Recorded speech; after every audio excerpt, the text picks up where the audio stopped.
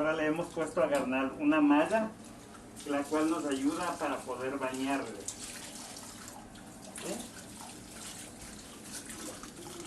Para mojarle la cabecita, tapamos oídos. ¿Sí?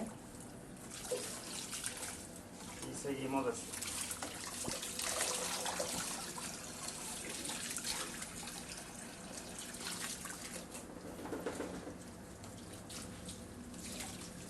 Una vez ya está bien mojadito, procedemos a poner shampoo.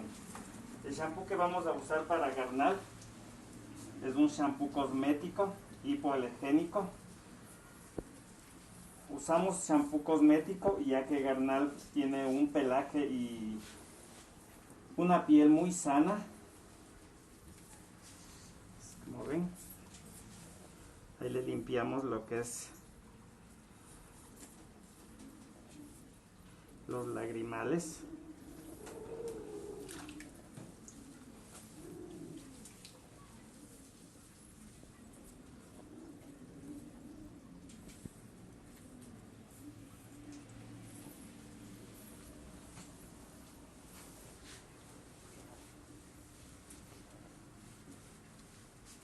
Y seguimos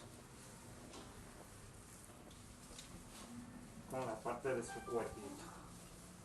Esta malla nos protege, miren, nos permite, mírenle, esta malla es una tela malla, la cual nos permite que ingrese fácilmente el agua y el shampoo.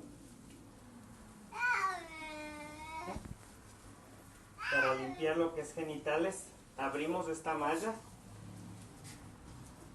y tiramos y limpiamos lo que es genitales. ¿Sí?